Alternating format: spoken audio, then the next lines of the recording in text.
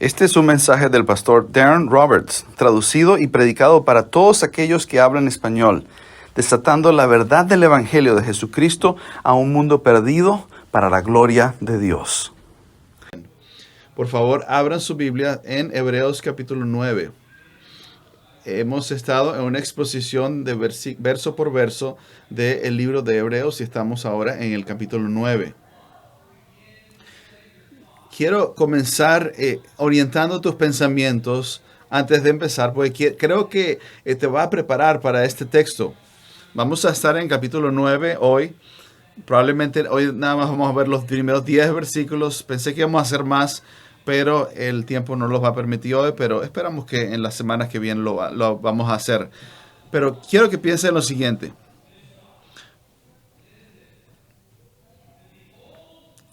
Que el antiguo pacto es gloriosamente insuficiente. Es como una paradoja. El antiguo pacto está gloriosamente es insuficiente. El antiguo pacto es divinamente hermoso, pero es deficiente. Es deficiente y glorioso a la misma vez. Pero es verdad, es precioso y es glorioso, pero es deficiente completamente. Y el antiguo pacto y su deficiencia, quiero que pienses conmigo, lo diferencia en cualquier otra cosa que Dios ha llamado glorioso. Dios normalmente no llama que algo es glorioso, o no dice que algo es glorioso y después dice que es insuficiente. Piensa en la creación. Los cielos proclaman la gloria de Dios según Salmo 19. La creación fue perfecto conforme fue creado. Es la creación de Dios. El hombre y la mujer, antes de que pecaran, antes de que entrara al mundo, Dios dice que fue bueno en gran manera. Era adecuado, era suficiente. Antes del pecado, por supuesto. Piensa en la palabra de Dios. Dios nos da su palabra, dice en el Salmo 19, versículo 7, la ley de Jehová es perfecta, es suficiente. Por eso es que hablamos de la suficiencia de la Escritura. Nosotros no pensamos que la Escritura puede ser mejorada. No, está completa, está perfecta. Salmo 138, versículo 2 dice que cuando su palabra es tan gloriosa que la ha exaltado igual que su propio nombre. No es inadecuada, no es insuficiente. El Evangelio ha sido llamado la gloria de Cristo. No se puede mejorar. Es perfecto. Soy uno solo. Puede salvar a todos los pecadores en todo tiempo. No le falta nada. No es deficiente. Pero entonces llegamos al antiguo pacto. Dios ordenó este pacto, un sistema que era glorioso, pero Él puso en ese pacto insuficiencia y deficiencia. El antiguo pacto es gloriosamente deficiente, gloriosamente insuficiente. ¿Y sabes por qué? Porque todo lo que tiene que ver con el antiguo pacto tiene que ver y apunta a la suficiencia del nuevo pacto en Cristo. Entonces llegamos a Hebreos capítulo 9 y el predicador de Hebreos está continuando su argumento acerca de por qué el ministerio del nuevo pacto de Cristo y por qué su sacerdocio, su sumo sacerdocio, va más allá e inclusive cumple el antiguo pacto. El ministerio de Jesús siempre se suponía que iba a cumplir y sobrepasar el antiguo pacto. Y estos creyentes genuinos estaban considerando emigrar y regresar a algo menos glorioso, algo del antiguo pacto. Inclusive algunos parecía que estaban regresando ya al templo y estaban debajo del ministerio de los sumos sacerdotes del templo. Y estaban ellos derivando ya, estaban separándose de la verdadera fe. Y en el versículo del capítulo 7 al versículo 9, versículo 18, tienes un argumento sostenido. Y esta es la única vez donde tienes una discusión sostenida de la relación del antiguo pacto y el nuevo pacto. Esto es único en la Escritura, no te lo vas a conseguir. Lo que yo acabo de leer en 2 Corintios es lo que más se le asemeja, pero es importante entender esta parte de la Escritura, esta sección de la Escritura. Pero el propósito primordial que tiene el predicador es que hacer un caso, un argumento teológico, como si estuviera en una corte legal, para convencer a los creyentes de que no deben regresar al antiguo pacto. Permítame darme todas las evidencias. Y el argumento de hoy, y probablemente la semana que viene, el Antiguo Testamento es glorioso, pero es deficiente. El antiguo pacto fue lindo, hermoso, pero no fue suficiente. Y este predicador es un erudito de la fe judía. Era probablemente en su tiempo antes de Cristo, era un practicante de la fe judía. Es muy preciso en todos los temas, las peculiaridades del antiguo pacto. Es decir, yo sé lo que estoy hablando. Yo conozco el antiguo pacto, pero yo te digo que no es suficiente y no debes regresar a él. Ustedes deben ser gente del nuevo pacto. Así que hoy vamos a... el argumento que hemos estado viendo todas estas semanas es esencialmente lo siguiente. De que hay una superioridad en Cristo y el nuevo pacto sobre el antiguo pacto. Y hemos estado viendo varias evidencia. La primera fue el sacerdocio de Melquisedec o el melquisedequiano de Cristo. La segunda prueba es que el pacto siempre tuvo la intención de cumplir y reemplazar el antiguo pacto. El nuevo reemplaza el antiguo. Hoy vamos a ver la prueba C. Entonces, la tercera prueba es que el antiguo pacto es gloriosamente insuficiente. ¿Por qué vas a volver? Y lo que te digo hoy, hermanos de la iglesia Cornerstone, tenemos que tener cuidado de que no debe haber nada en tu vida que te haga regresar a algo inferior a la vida más gloriosa, que es vivir para Cristo Jesús. Así que vamos a pensar en todo esto. El gloriosamente insuficiente viejo o antiguo pacto. Vamos a hablar de... Vea el capítulo 9, versículo 1. Ahora bien, aún el primer pacto tenía ordenanzas de culto y santuario terrenal, porque había un tabernáculo preparado en la parte anterior, en el cual estaban el candelabro, la mesa y los panes consagrados. Este se llama el lugar santo. Y detrás del segundo velo había un tabernáculo llamado el lugar santísimo, el cual tenía el altar de oro y de incienso y el arca del pacto cubierta de oro, en el cual había una urna de oro que contenía el maná y la vara de Aarón que retoñó y las tablas del pacto. Y sobre ella estaban los querubines de gloria que daban sombra el propiciatorio. Pero de estas cosas no se puede hablar ahora en detalle. Ahora, si quieres tomar algunos puntos para tomar notas, el argumento principal es que el antiguo pacto es gloriosamente insuficiente. Ahora tenemos que considerar los muebles. Qué interesante esto, ¿verdad? Que este predicador decide de meterse en los detalles de todo lo que está ocurriendo en el interior del tabernáculo, de este sistema de sacrificial. Es fascinante esto. Pero consideremos entonces los muebles, la mueblería. Espero que por favor no te sientas aburrido. Y esto es mucho detalle. Y hay detalle. Es porque todos estos detalles apuntan a algo glorioso, pero insuficiente. Increíble como todos estos aspectos en el tabernáculo apuntan a Cristo. Entonces, el versículo 1 dice, aún el primer pacto tenía ordenanzas de culto y el santuario terrenal. Está hablando todas estas reglas de adoración para cuando entraban en estas áreas del santuario para adorar. Vamos a hablar de esto en un momento. Nota que él está hablando de ordenanzas de culto. El tópico aquí son cuáles son las regulaciones, ordenanzas del antiguo pacto. acerca del culto y cómo tratar con el tabernáculo. Quiero mostrarte alguna terminología para que no te pierdas. Al final del versículo 1 habla del santuario terrenal. Y porque ese habla del santuario terrenal, porque va a hablar del santuario celestial. Pero el versículo 2 habla de un tabernáculo. Dice que hay una parte anterior donde está el candelabro, la mesa y los panes consagrados, que es lo que se llama el lugar santo. Mantén eso en mente. Y detrás del segundo velo había un tabernáculo, otra partición del tabernáculo llamado el lugar santísimo. Y veamos en el versículo 4 los muebles que estaban dentro del lugar santísimo.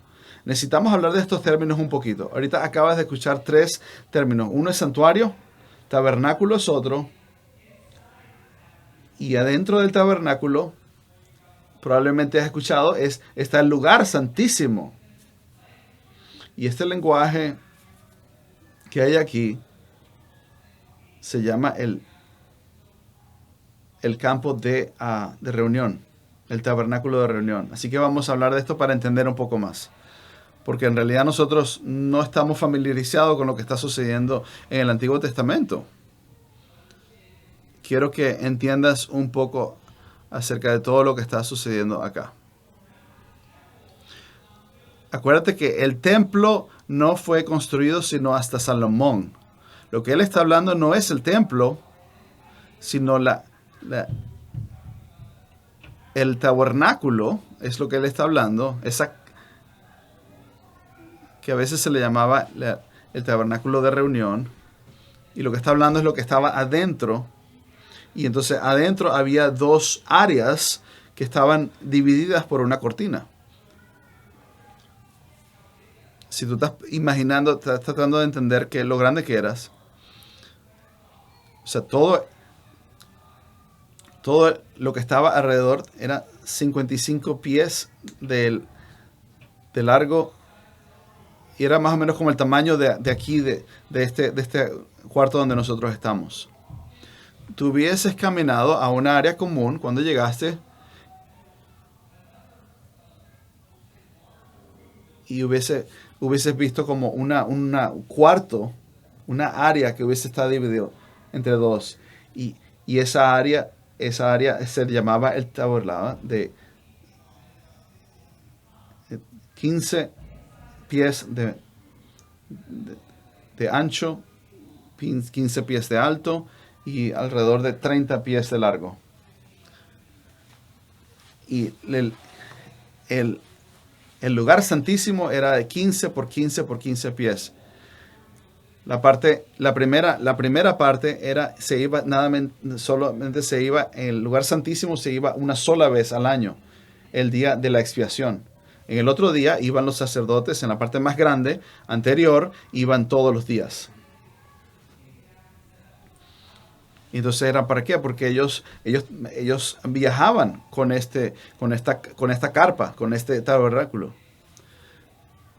Pero después se acuerdan que David quería construir el templo y él no pudo porque era un hombre que tenía mucha sangre en sus manos y lo terminó construyendo fue su hijo Salomón. Y entonces antes de que esto se construyera,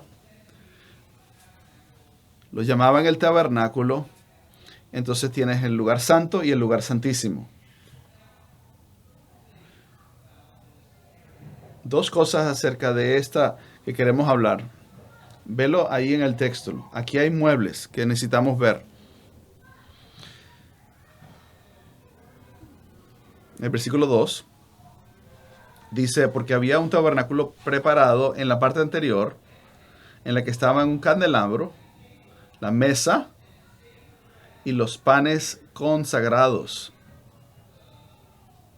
Y eso es el lugar santo. ¿Qué es este pan consagrado? ¿Y qué son estas otras cosas que están sucediendo acá?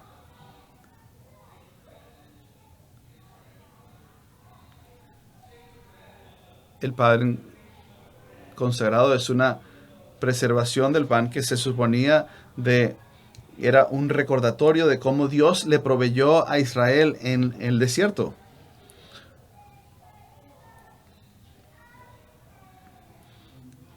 Versículo 2. Hay un candelabro y una mesa con los panes consagrados, y esto se le llama el lugar santo. Los sacerdotes venían y cuando ellos quisieran y ofrecer sacrificios al Señor. Pero en el versículo 3 hay un velo, y detrás del velo estaba el tabernáculo llamado el lugar santo, en donde estaba un altar de oro de incienso y el arca del pacto. Y noten ahí que dice el arca del pacto. Estaba cubierto en todos lugares de oro.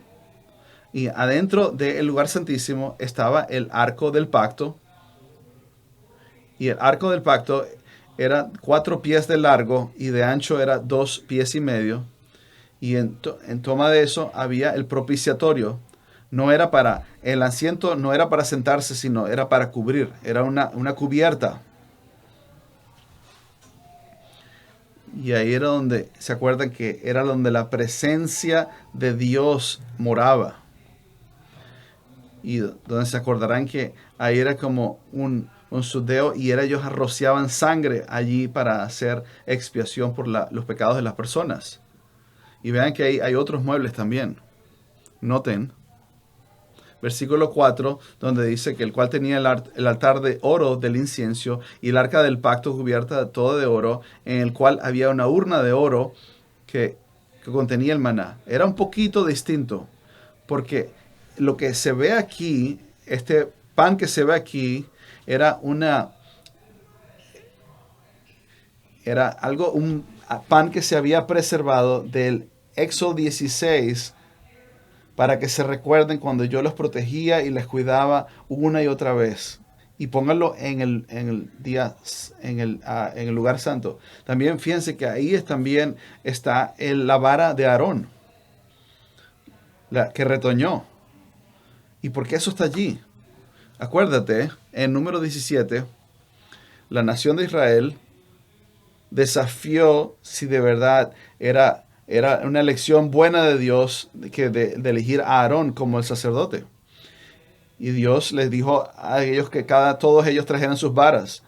Pero una y otra vez, el, la vara de Aarón milagrosamente empezó a retoñar y a dar olivas, para demostrar que él era el hombre correcto, elegido de Dios.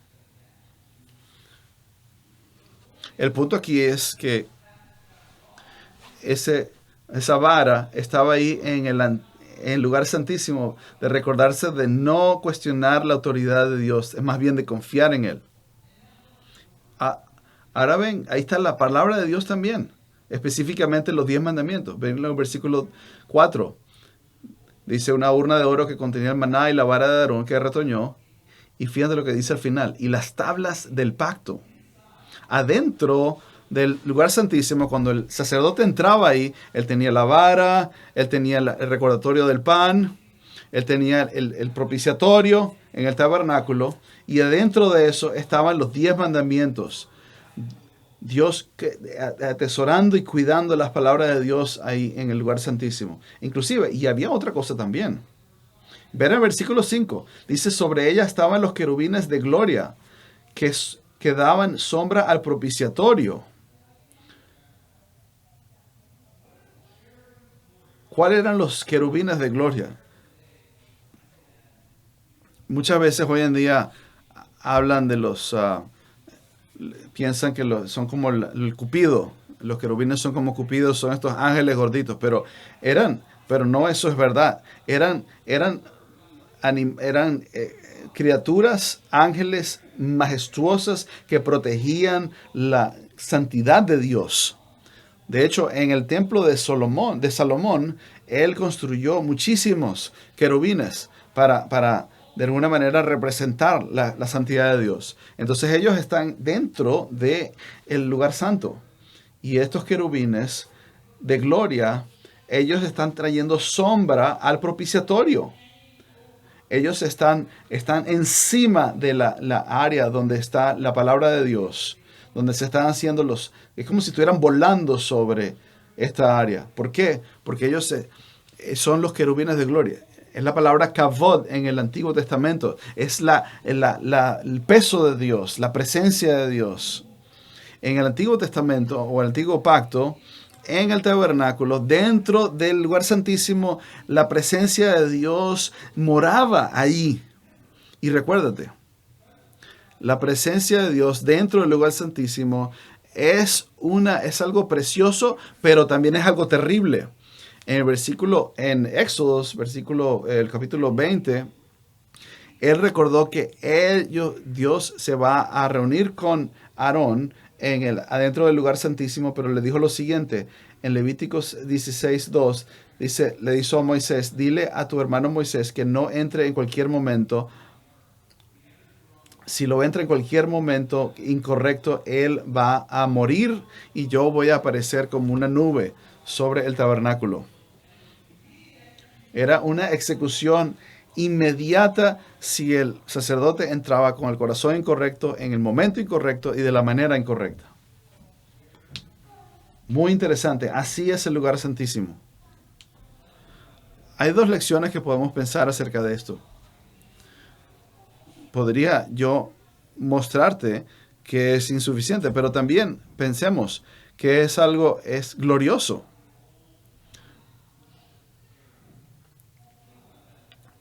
Empecemos un momento aquí en esto. Lo primero que tú pienses es lo siguiente. Adoración verdadera, genuina, es gloriosamente reverente.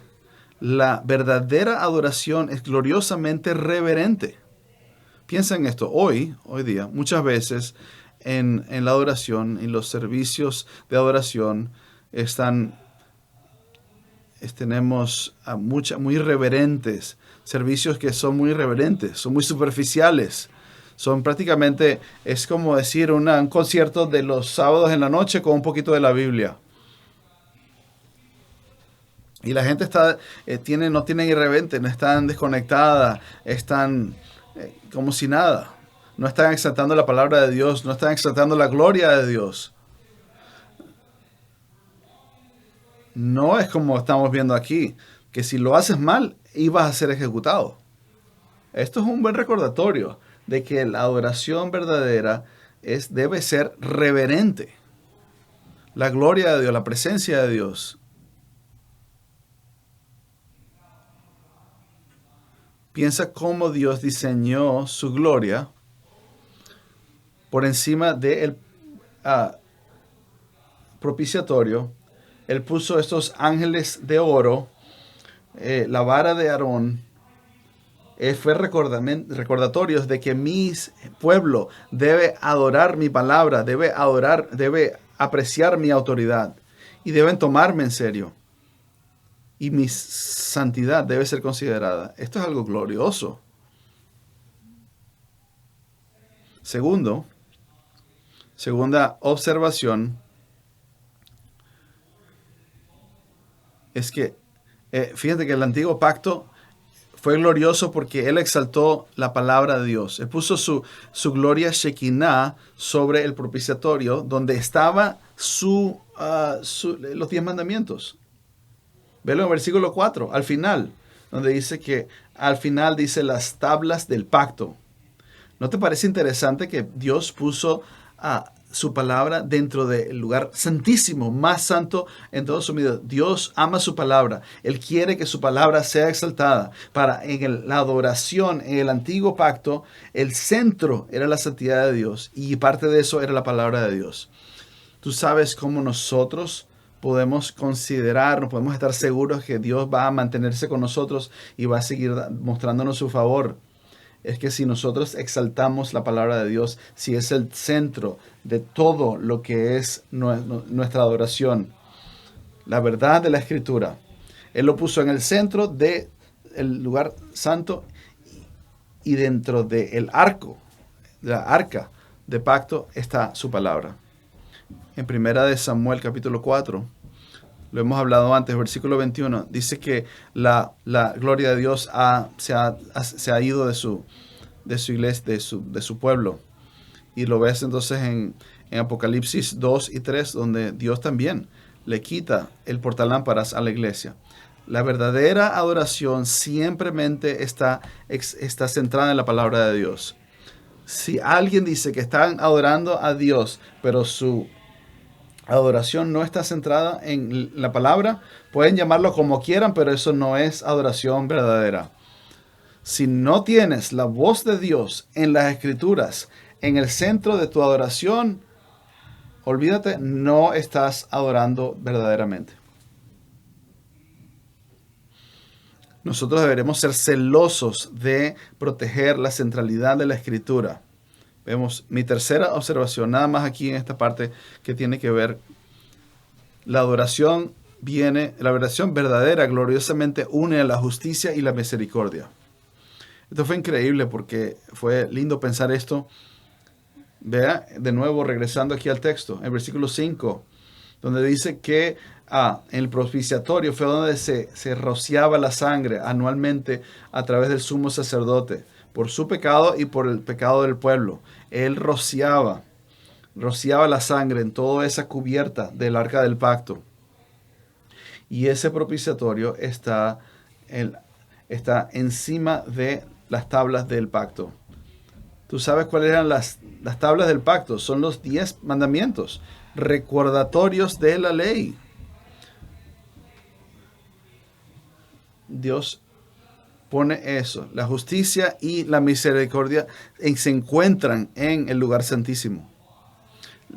La ley te dice que tú eres culpable. La ley te dice que tú vas a ser subjugado, que te dice que has fallado, que no puedes llegar al cielo de tu propia fuerza, que has quebrantado sus mandamientos. La ley te dice que tú tienes vergüenza, que tú eres culpable, que tú vas a tener que pagar por tus pecados. Pero él dice, y él coloca eso allí, coloca la sangre y dice, pero hay misericordia. Yo voy a proveer la sangre necesaria para que mi misericordia entre en tu vida. Dios ofrece, dice el sacerdote, Dios ofrece misericordia, solamente tienes que traer la sangre. Y todo esto está ocurriendo en el lugar santísimo. Lugar santísimo, más santo de todo el antiguo pacto. Y con lo glorioso que todo es, con todo lo glorio que es, esto debe reflejar en nuestra iglesia. La adoración debe ser reverente, debe ser muy reverente. Así que, hermanos queridos, que todo ese sistema fue insuficiente. ¿Por qué? Porque su sumo sacerdote tenía que venir cada año para sacrificios anuales, y la gente sabía que en ese momento temporalmente mantenía la ira de Dios de caer sobre nosotros. Ella mantenía la ira de Dios, que Dios es misericordioso, pero eso tenía que suceder todos los años hasta que vino Jesucristo. Y él no tiene que ir a un tabernáculo terrenal, él va al terreno, al santuario de Dios celestial, con un sacrificio de una vez por todas. Nunca iba a ser suficiente este antiguo pacto. Una y otra vez tenía que hacerlo. Nunca fue suficiente. Ahora, si tú te dices, pastor, pero yo veo que ahí podemos hablar de muchas cosas, pero el versículo 5 me dice que nosotros tenemos que mover, y yo quiero ser fiel al texto. Fíjate al final, dice, pero de estas cosas no se puede hablar ahora en detalle. Así que no hay necesidad de hablar con más detalles. El texto nos podríamos poner en los detalles, nos podríamos meter en todos los detalles, pero no, necesitamos seguir. Pero yo quiero que pienses acerca de algo en un momento. Estamos en el año 64, 65 después de Cristo. Piensa en los hebreos. En el año 70, ellos no lo sabían, pero en el año 70 el templo iba a ser destruido.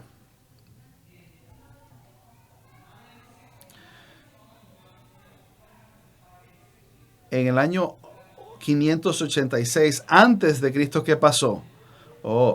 Babilonia aplastó a Jerusalén y destruyeron el templo de Salomón.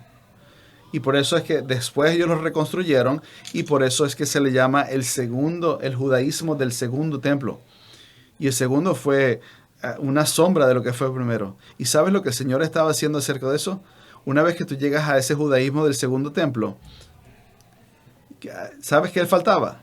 Ya no había, faltaba el arco del pacto.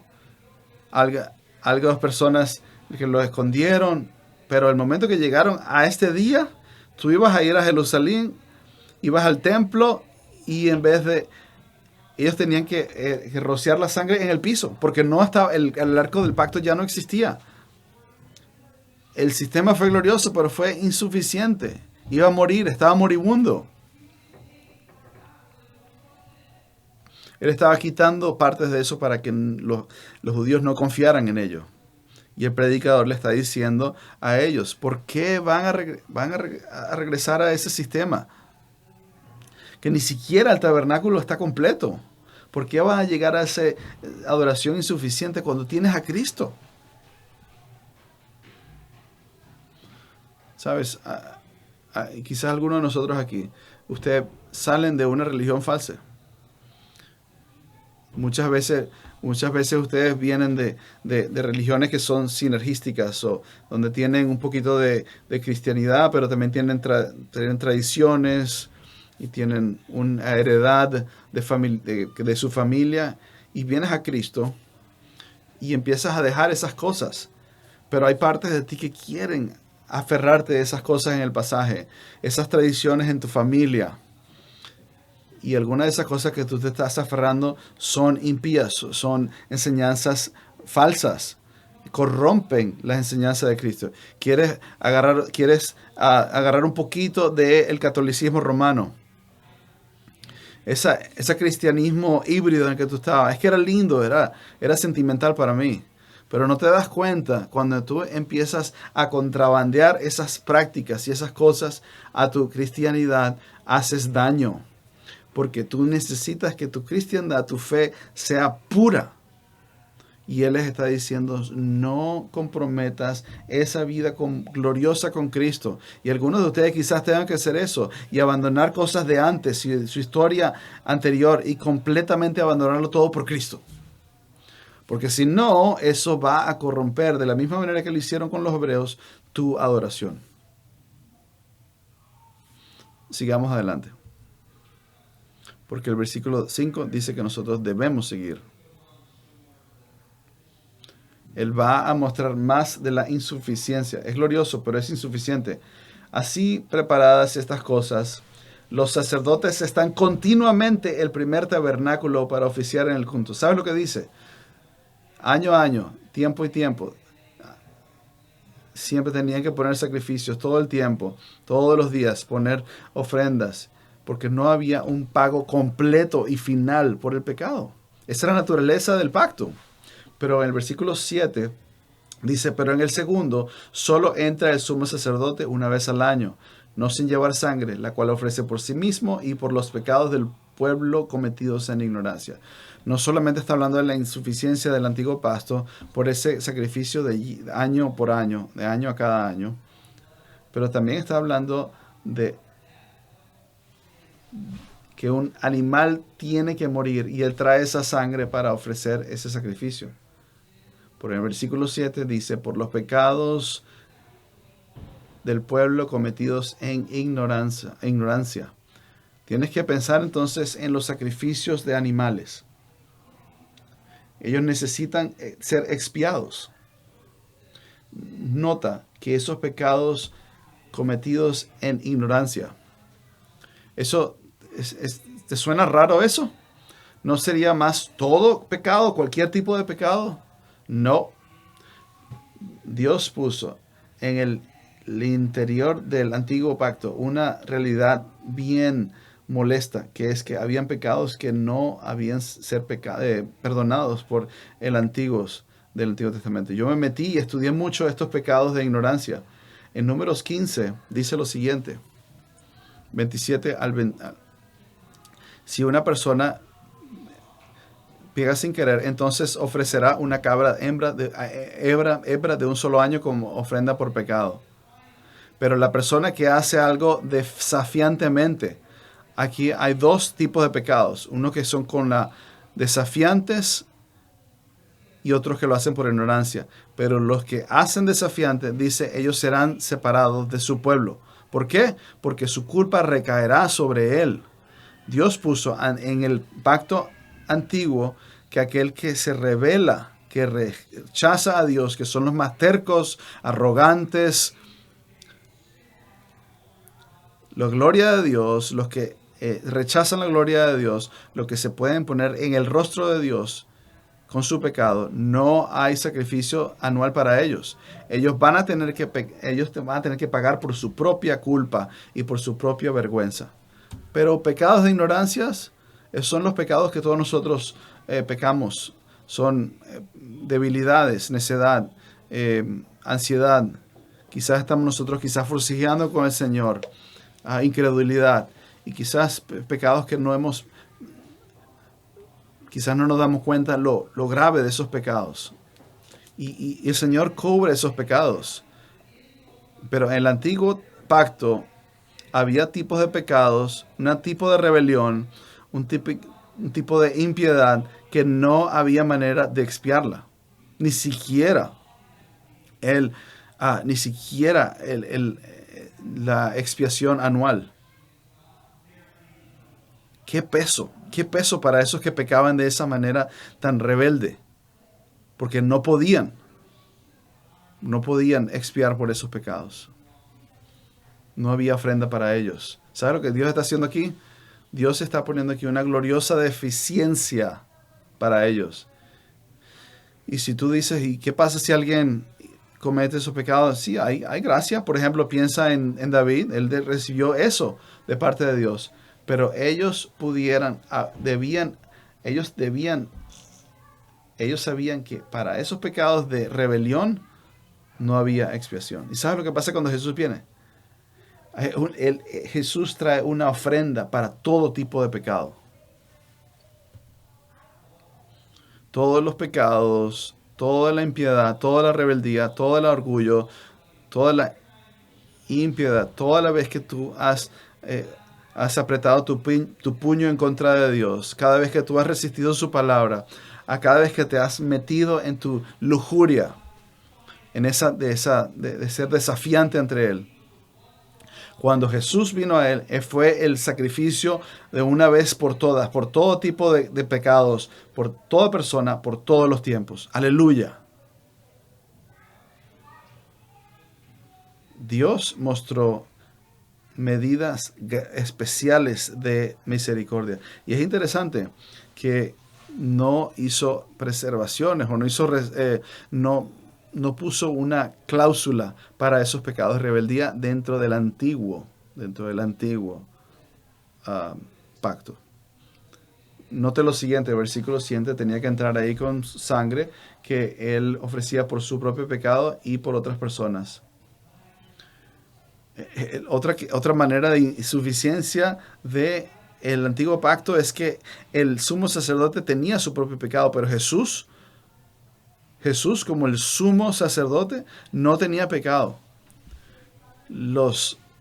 Si un hebreo de verdad entendía eso, lo que se le estaba diciendo, diría, ¿qué estamos haciendo de nosotros? De tratar de regresar a un sumo sacerdote que tiene pecado. Todas estas cosas eran un símbolo.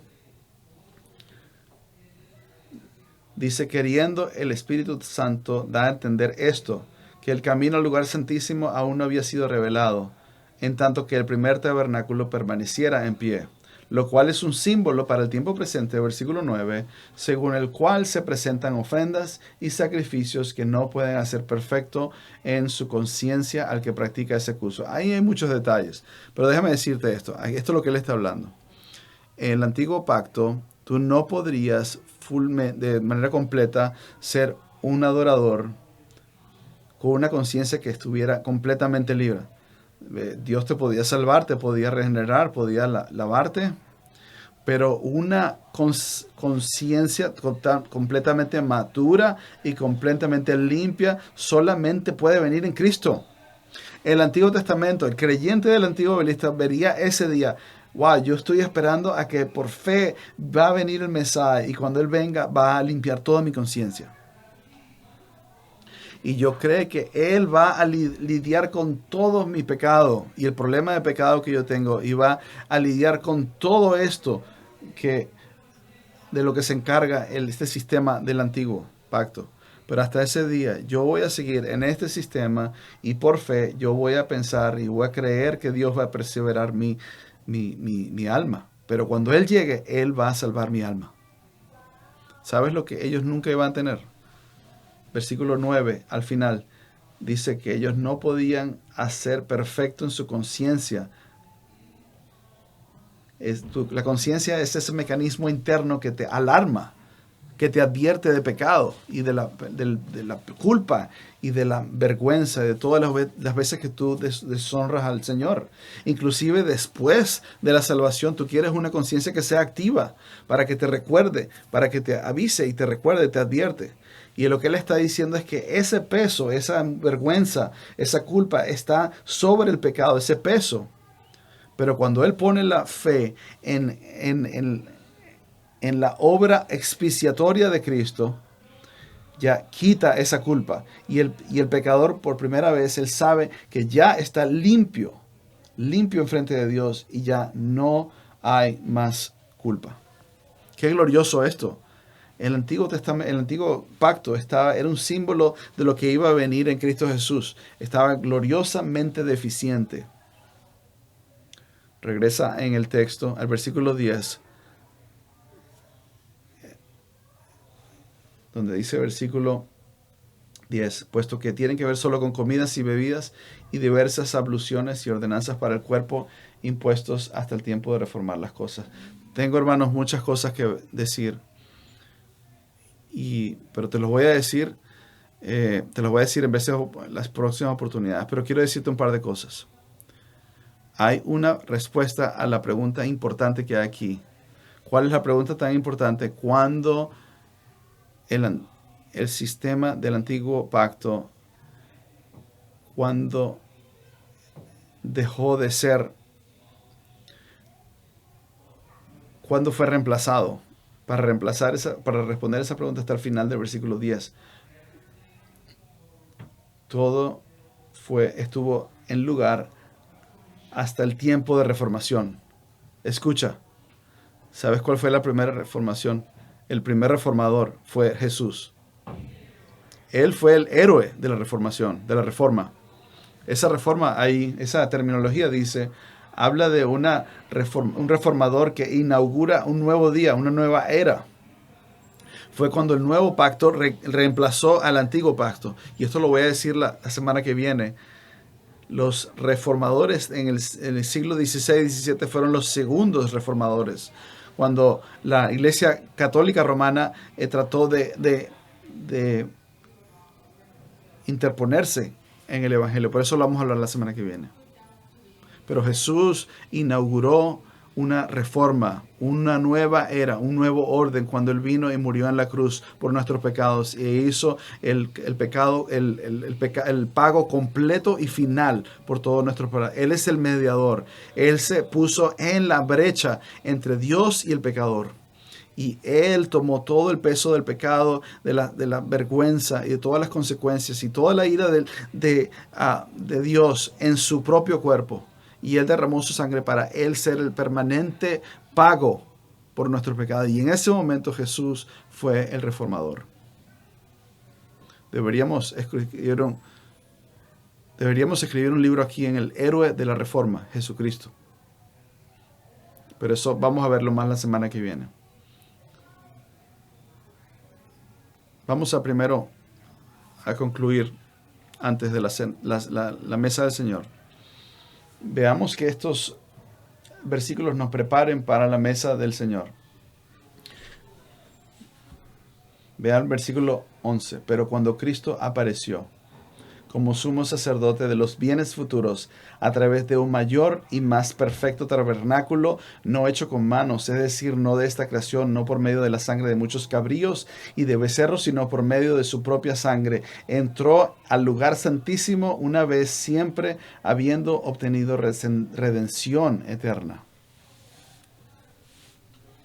Porque si la sangre de los machos cabríos y de los toros y las cenizas de la becerra rociadas sobre los que se han contaminado santifican para la purificación de la carne, cuánto más la sangre de Cristo, el cual por el Espíritu eterno se ofreció a sí mismo sin mancha a Dios, purificará vuestra conciencia de vuestras obras, nuestras obras para servir al Dios vivo. Y por esto, hermanos, es que nosotros celebramos la mesa del Señor. Te voy a dar un momento para pensar, que tú ores, que reflexiones y confieses cualquier pecado que esté en tu corazón. Y yo quiero que pienses en esto. Si tú estuvieras en el antiguo pacto y si tú hubieses estado pecando, tú hubieses dicho, ve y busca el cabrito, busca la oveja, tenemos que matar a este animal y desangrarlo y traerlo una ofrenda, por una ofrenda diaria para el sacerdote, y tenemos que nosotros ir a adorar o en el día de la expiación, pero porque ya no es así, porque ahora en el pacto nuevo simplemente tú puedes, ahí donde tú estás, tú puedes orientar tu corazón a Dios, al cielo, y pedir perdón al Señor, porque Jesús dijo, porque nosotros tomamos parte de los elementos y lo recordamos su cuerpo dado por nosotros. Así que confiesa y dale gracias al Padre por enviar a su Hijo y darle gracias a Cristo por derramar su sangre por nosotros.